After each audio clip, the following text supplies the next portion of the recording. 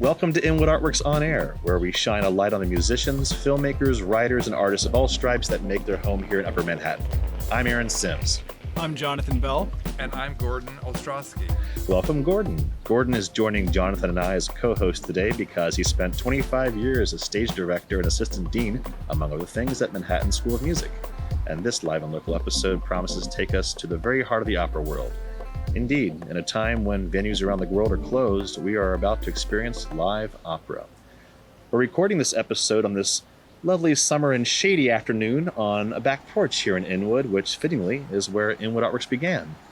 Speaking of beginning, tell us about today's guest, Jonathan. Today, Aaron, live and local, welcomes Inwood soprano, Kirsten Chambers. Kirsten made her debut at the Metropolitan Opera in the title role of Salome, which she's also sung at the Opera Hong Kong and the Florida Grand Opera. We are delighted to have her with us today on Live and Local. And accompanying Kirsten is Keith Chambers, the founder, artistic director, and principal conductor of New Amsterdam Opera.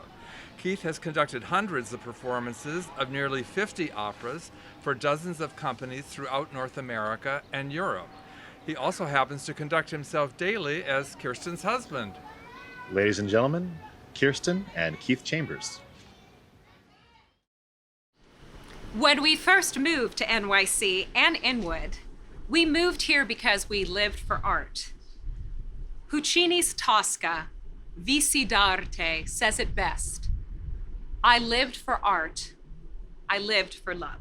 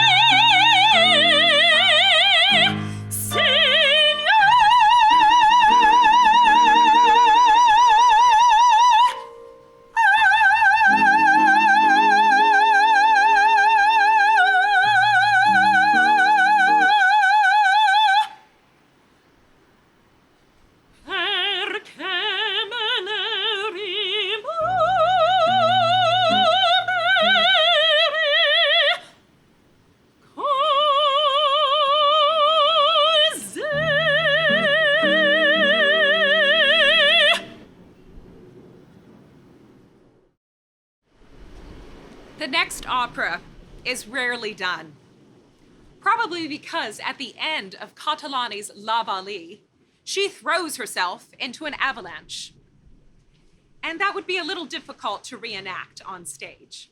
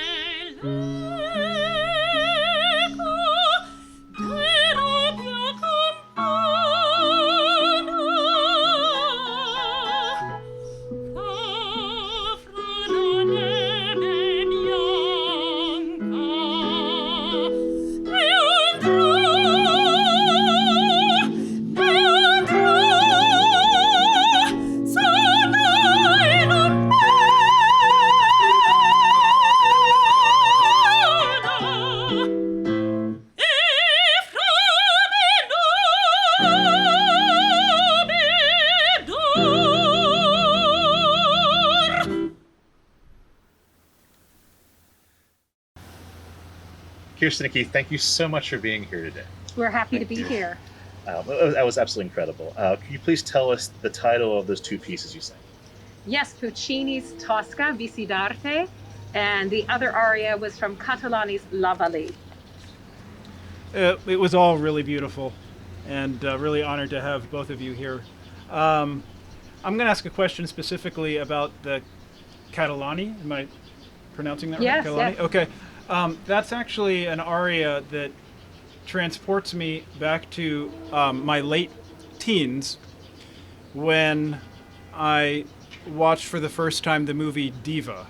And that aria made a big impact on me similarly to the way in which Platoon, the movie, made an impact in that final scene with Barber's Adagio for strings. That movie introduced that piece to me. In fact, there's quite a few movies as a young person where important classical pieces and opera pieces were introduced through movies.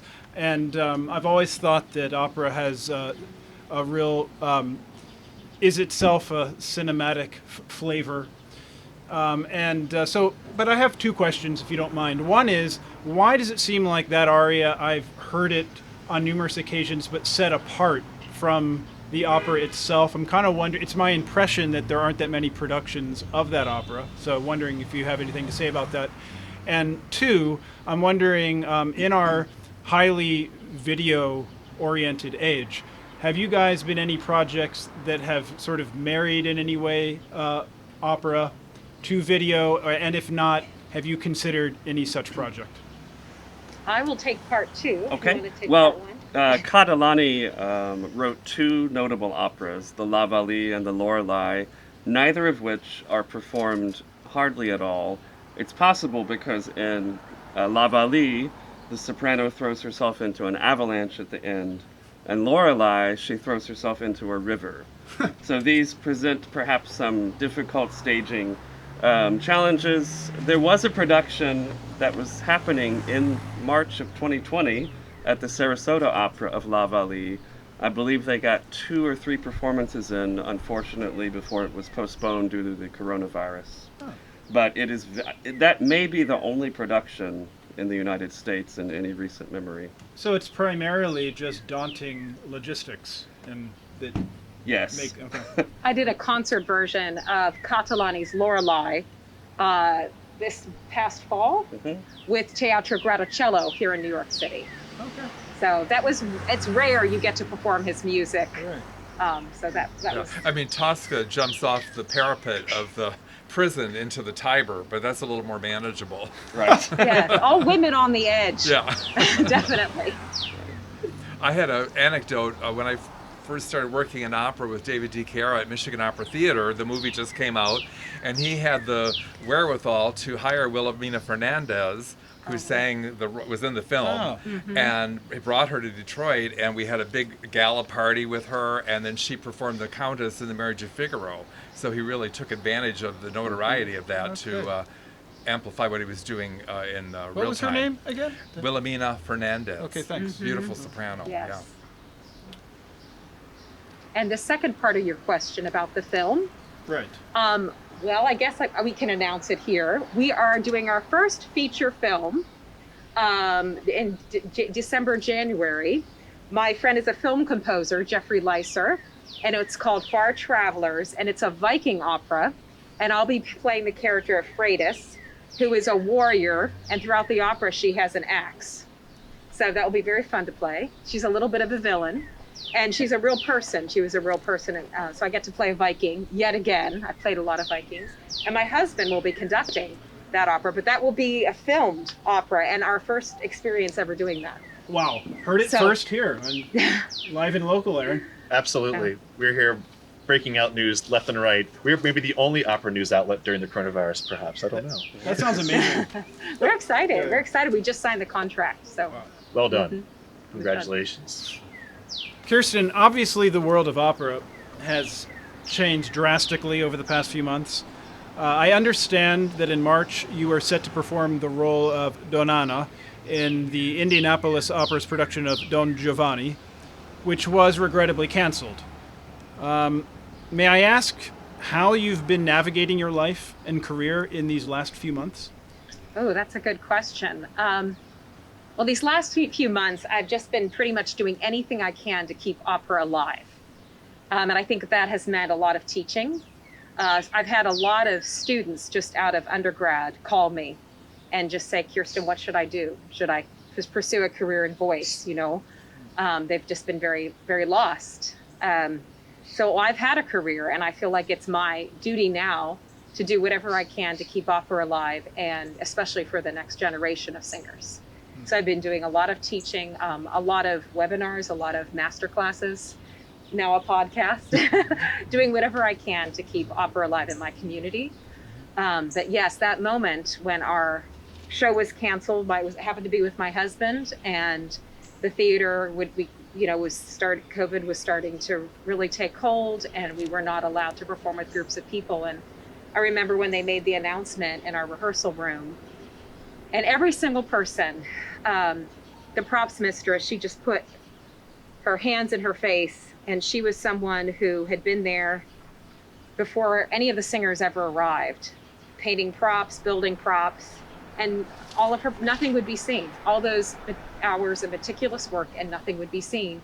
And we didn't know if we would ever perform again. We didn't know what was happening. Right. So it was.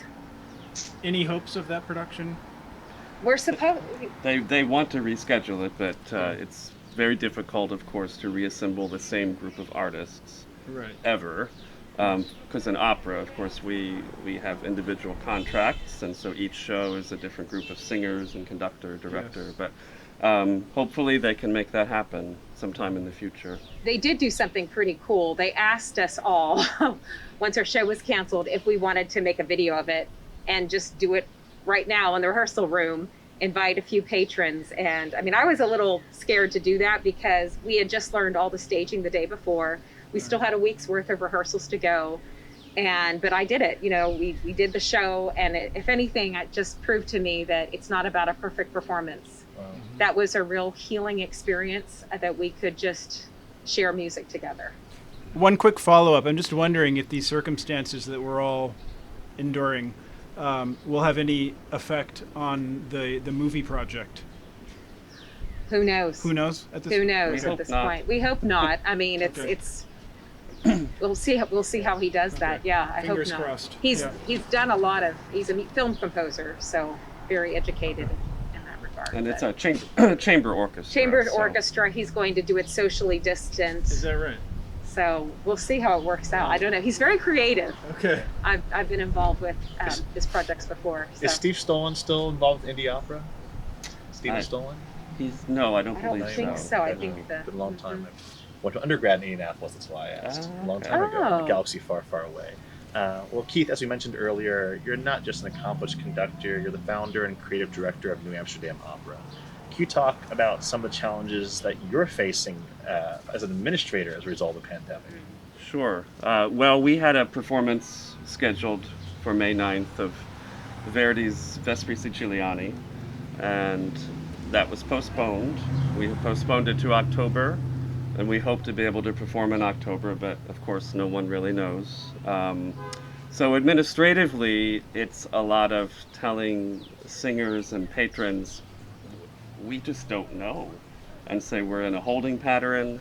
We very much want to perform.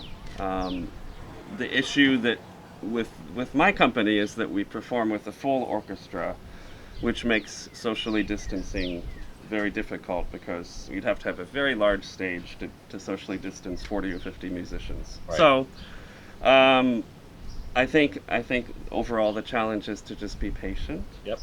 And send out a newsletter, do some social media posts now and then just to make sure people don't forget about us. But other than that, we just have to wait. I hear you. Yeah. I mean, it's like a two-act play, I feel, right now. It's like Act 1 is universal testing, and then Act 2 is the vaccine. Yeah. Yes. And so it's kind of where we're at, it seems, at this moment in time.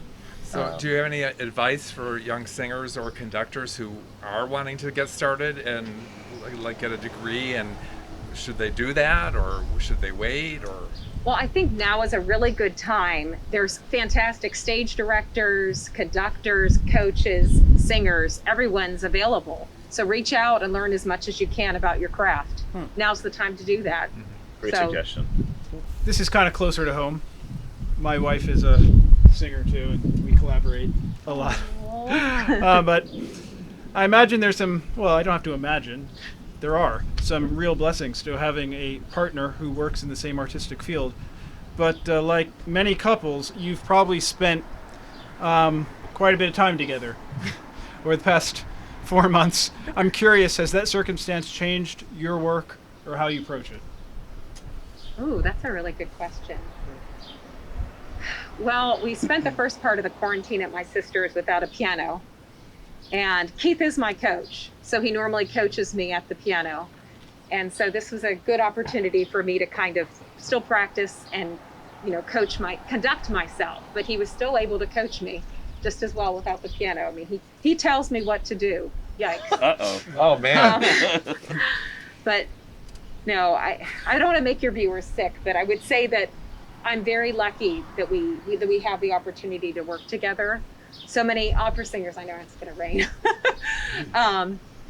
They always say the best part of being an opera singer is when the orchestra, when you get to rehearse with the orchestra. And the favorite part for me, at least, is when we both get together with the score and we're reading it through together for the first time. And that's just such an intimate experience. And I just feel so safe because I know no one's going to support me or believe in me like For he the does. first time. For the first time, yes, it's it's true. Yeah, For the first time, I like sight reading a new score. It's the nerd in me, and he appreciates that. Thank you. You're going to perform 2 more pieces for us. What are they? Ooh, yes. We're going to perform Mozart's Non mi dir from Don Giovanni, and we're going to perform from Previn's Streetcar Named Desire, I Want Magic. I feel the rain droplets. Once again, Kirsten and Keith Chambers. The next challenging aria by Mozart from Mozart's Don Giovanni is indicative of any couple's argument. I would have to say my husband and the piano, I've certainly said the following words to him. Cruel? Ah, no, beloved, not me.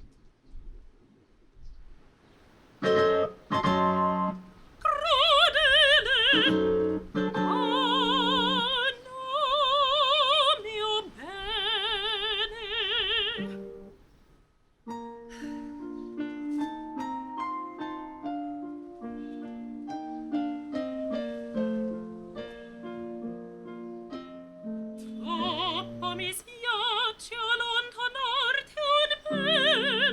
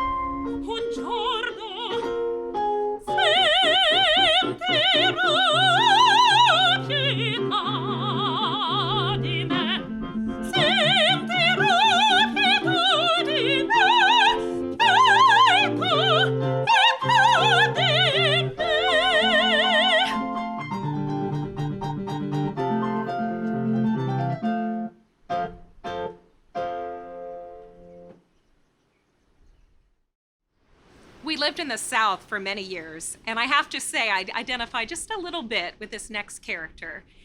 This is Blanche from Previn's Streetcar Named Desire. I want magic. And isn't that what art is all about?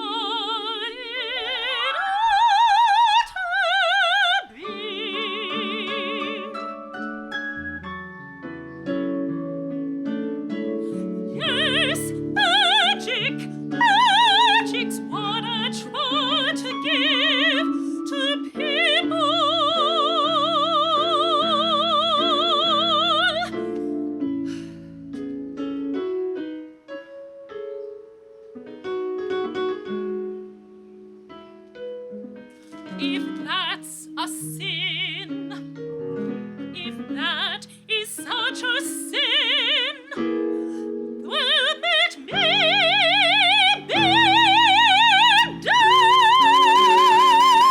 for it. Don't turn on that light. It'll all look so ugly in the light. Why not sit by candlelight or moonlight or by starlight? They are bright enough to see by.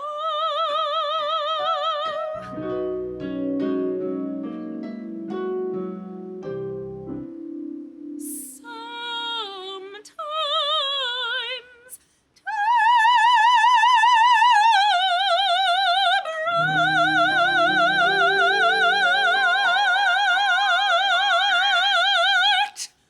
Don't turn on that light.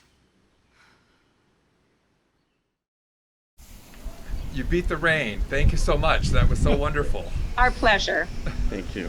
Well, Kirsten and Keith, it was great to have you here. Thank you so much for sharing your time and talent with us. Our listeners will want to know where they might be able to find out more about you and your careers. Where can we send them? Oh, www.kirsten keith-chambers.com. www.keith-chambers.com. As always, listeners, you will find those links on the Inwood Artworks On Air webpage.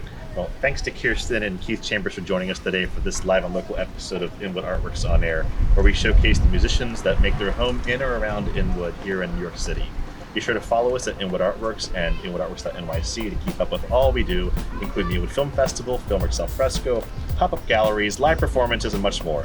So stay tuned for more editions for Inwood Artworks On Air. Thank you for tuning in. This is Aaron Sims. Jonathan Bell. And Gordon Ostrowski. For Inwood Artworks On Air.